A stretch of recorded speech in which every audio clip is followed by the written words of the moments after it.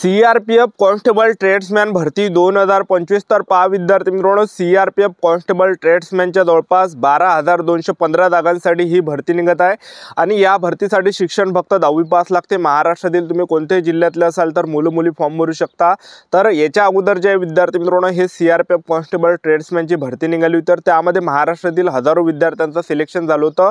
तर जास्त चान्सेस आहे त्या भरतीमध्ये सिलेक्शन व्हायचे, कारण की यामध्ये जे विद्यार्थी मित्रांनो नेगेटिव्ह मार्किंग नसते पेपरमध्ये। सीआरपीएफ कॉन्स्टेबल ट्रेड्समॅन भरतीमध्ये उंची सुद्धा खूप कमी लागते। जसं आपण एसएससी जीडी मध्ये पाहिलं, बाकीच्या भरतीमध्ये पाहिलं तर 170 सेंटीमीटर उंची लागते, पण इकडे उंची कमी लागते आणि वयोमर्यादा सुद्धा यामध्ये जास्त ठेवण्यात आला। बाकी आपण एसएससी जीडी भरतीमध्ये झालं, त्याचबरोबर जे बाकीच्या भरतीमध्ये जर वयोमर्यादा जर पाहिलं तर त्यामध्ये जे वयोमर्यादा कमी असते, पण यामध्ये जे वयोमर्यादा जास्त आहे, तर त्यामुळे भरपूर मुलांना या भरतीमध्ये फॉर्म भरता येणार आहे।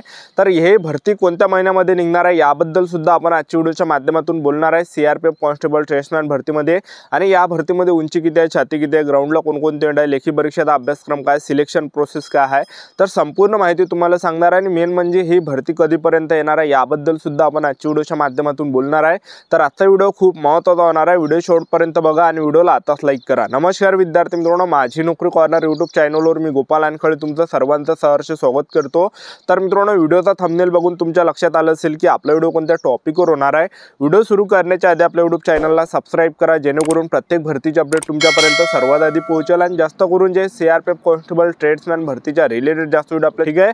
तर पहा जवळपास 12,215 जागांसाठी जे हे भरती येणाऱ्या दिवसामध्ये येणार आहे। लक्षात सीआरपीएफ कॉन्स्टेबल ट्रेड्समॅनची ही जी भरती आहे, तर यामध्ये वयोमर्यादा जर विचार केला तर 18 ते 25 वर्षापर्यंत आपल्याला फॉर्म भरता येते। एससी कॅटेगरीचे असेल तर 18 ते 30 पर्यंत फॉर्म भरता येते आणि ओबीसी कॅटेगरीचे जर असेल तर 18 ते 28 पर्यंत फॉर्म भरता येते, ठीक आहे। आणि फीचा जर विचार केला तर यामध्ये खुला प्रवर्गासाठी जनरल ओबीसी डब्ल्यूएस कॅटेगरीसाठी 100 रुपये फी लागते आणि एससी कॅटेगरीसाठी या भरतीमध्ये फी लागत नाही, ठीक आहे। आणि या भरतीमध्ये जर तुमचं सिलेक्शन झालं सीआरपीएफ कॉन्स्टेबल ट्रेड्समॅन भरतीमध्ये, तर पगार सुद्धा तुम्हाला 21,700 ते 69,100 च्या दरम्यान भेटणार आहे आणि सेंट्रल गव्हर्नमेंट जॉब आहे सीआरपीएफ कॉन्स्टेबल ट्रेड्समॅनची, ठीक आहे। तर ही भरती कधीपर्यंत निघणार आहे तर मी तुम्हाला आताच सांगून देतो। तर पहा, जे पण विद्यार्थी या भरतीला घेऊन सिरियसली असाल तर आतापासून आपापल्या तयारीमध्ये लागून जा, कारण की ही जी भरती आहे तुम्हाला जे एप्रिल महिन्यापर्यंत तुम्हाला ही भरती पाहायला भेटणार आहे। तर मी तुम्हाला आतापासून कोण सांगू राहिलो, जेणेकरून तुमचा या ठिकाणी अभ्यास झाला पाहिजे आणि तुमची तयारी झाली पाहिजे आणि तुमचं सिलेक्शन या ठिकाणी होणार आहे, ठीक आहे। तर ही भरती जे आहे या अगोदर जे या भरतीचं शॉर्ट असे नोटीस आलेलं आहे, लक्षात ठेवा आणि येणाऱ्या दिवसामध्ये नक्कीच ही भरती येणार आहे।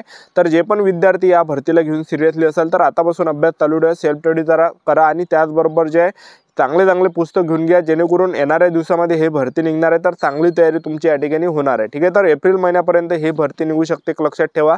तर या भरतीमध्ये आपण सिलेक्शन प्रोसेसचं जर पाहिलं सीआरपीएफ कॉन्स्टेबल ट्रेड्समॅन भरतीमध्ये, तर सर्वात पहिल्या टप्प्यामध्ये तुमची काय असणार आहे, यामध्ये लेखी परीक्षा असणार आहे आणि दुसऱ्या टप्प्यामध्ये तुमचं यामध्ये असणार आहे ग्राउंड असणार आहे, तिसऱ्या टप्प्यामध्ये तुमचं डॉक्युमेंट व्हेरिफिकेशन झालं आणि मेडिकल झालं, अशी संपूर्ण सिलेक्शन प्रोसेस आहे सीआरपीएफ कॉन्स्टेबल ट्रेड्समॅन या भरतीची। सीआरपीएफ कॉन्स्टेबल ट्रेड्समॅन भरतीमध्ये सर्वात अगोदर तुमचं पहिल्या टप्प्यामध्ये जे असणार आहे तर लेखी परीक्षा असणार आहे।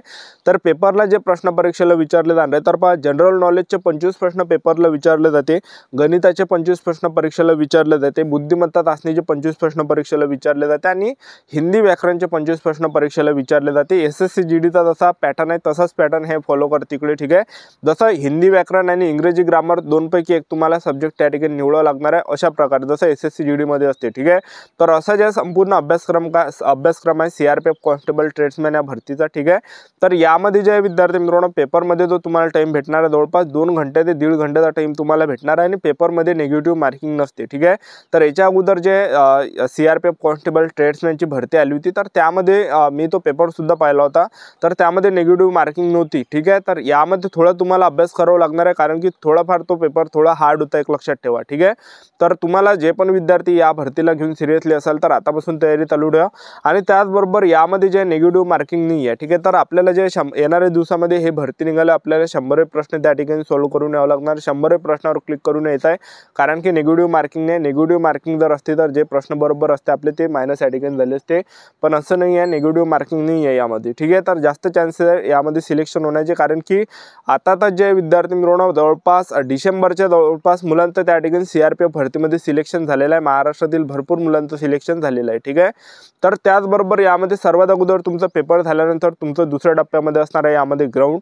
तर यामध्ये उंची किती लागते, तर पुरुष उमेदवारांसाठी उंची 165 सेंटीमीटर उंची लागते आणि महिला उमेदवारांसाठी उंची 155 सेंटीमीटर लागते. छाती यामध्ये 78 सेंटीमीटर आणि फुगून 5 सेंटीमीटर भरली पाहिजे, तर एवढी यामध्ये उंची लागते. ठीक आहे. आणि त्याचबरोबर आपण ग्राउंडचा जर विचार केला तर यामध्ये पुरुष उमेदवारांचा जे ग्राउंड आहे, तर पहिला जो इव्हेंट या ठिकाणी पुरुष उमेदवारांसाठी तर तो आहे 1600 मीटर रनिंग. तर 1600 मीटर रनिंग तुम्हाला या ठिकाणी मारावं लागणार आहे. तुम्हाला 7 मिनिटाच्या अंदर मारायचे आहे, जे की सर्वात चांगला टाइम या ठिकाणी आहे. जे पण पुरुष उमेदवार 1600 मीटर रनिंग हे 7 मिनिटाच्या अंदर या ठिकाणी रनिंग मारणार आहे, तर ते ग्राउंड क्वालिफाय असणार आहे, रनिंग पास त्या ठिकाणी असणार आहे.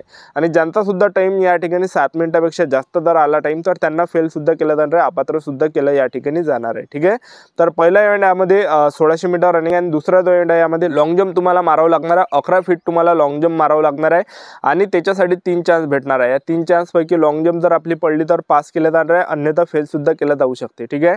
आणि तिसरा जो इव्हेंट आहे तर तुम्हाला हाय जंप या ठिकाणी मारावं लागणार आहे. 3.6 इंच त्या ठिकाणी तुम्हाला हाय जंप मारावं लागणार आहे, उंच उडी तुम्हाला मारावं लागणार आहे आणि त्याच्यासाठी तुम्हाला 3 चान्स या ठिकाणी भेटणार आहे. 3 चान्स पैकी एक पडला तर ठीक, नाही पडला तर फेल सुद्धा केला जाणार आहे. ठीक आहे. तर म्हणजे लॉंग जंप आणि त्याचबरोबर हाय जंप यामध्ये थोडं अवघड आहे, तर तुम्हाला याची प्रॅक्टिस करावं लागणार आहे. येणाऱ्या दिवसामध्ये प्रॅक्टिस केली तर ते येऊन जाते. ठीक आहे. कारण की महाराष्ट्रातील भरपूर मुलं जे लॉंग जंप आणि हाय जंपची प्रॅक्टिस करत नाही. 1600 मीटर रनिंग 800 मीटर तर रनिंग आपण मारतोच, पण लॉंग जंप झाला हाय जंप झालं तर याची जास्त जे मुलं या ठिकाणी प्रॅक्टिस करत नाही. तुम्ही कुठं साई जर पाहिलं असेल तर याच्या अगोदर पोलीस भरती व्हायची तेव्हा लॉंग जंप व्हायची इथून जवळपास 5 वर्ष अगोदर, तर तेव्हा मुलं करायचे लॉंग जंप आणि हाय जंपची या ठिकाणी प्रॅक्टिस. पण आता त्या ठिकाणी मुलांनी पूर्ण या ठिकाणी बंद केले, तर तुम्हाला तेवढी त्या ठिकाणी प्रॅक्टिस करावं लागणार आहे. ठीक आहे. आणि त्याचबरोबर महिला उमेदवारांसाठी तर ग्राउंड पाहिला आपण CRPF भरतीमध्ये, तर पहिला जो इव्हेंट आहे महिला उमेदवारांसाठी 800 मीटर रनिंग आहे महिला उमेदवारांसाठी आणि 800 मीटर रनिंग महिला उमेदवारांना या ठिकाणी 4 मिनिट 45 सेकंडच्या अंदर मारायचे. ज्या पण महिला उमेदवार 800 मीटर रनिंग हे 4 मिनिट 45 सेकंडच्या अंदर या ठिकाणी येणार आहे, तर त्या रनिंग या ठिकाणी पास असणार आहे. आणि ज्या पण महिला उमेदवारांचा जो टाइम आहे हा 4 मिनिट 45 सेकंडपेक्षा जास्त जर टाइम झाला तर फेल सुद्धा केलं जाणार आहे, अपात्र सुद्धा केलं जाणार आहे. ठीक आहे. आणि त्याचबरोबर महिला उमेदवारांसाठी दुसरा जो इव्हेंट आहे तर तो आहे लॉंग जंप महिला उमेदवारांना मारावं लागणार आहे. आणि लॉंग जंप या ठिकाणी महिला उमेदवारांना 9 फीट लॉंग जंप या ठिकाणी मारावं लागणार आहे आणि ते पडली तर ठीक आहे, 3 चान्स त्या ठिकाणी भेटणार आहे. ठीक आहे. आणि तिसरा जो इव्हेंट महिला उमेदवारांसाठी तर तो आहे त्या ठिकाणी हाय जंप मारावं लागणार आहे महिला उमेदवारांना, तर 3 फीट हाय जंप मारावं लागणार आहे उंच उडी आणि त्याच्यासाठी सुद्धा 3 चान्स भेटणार आहे. त्यापैकी पडली तर ठीक, नाही तर अपात्र सुद्धा केलं जाणार आहे. ठीक आहे.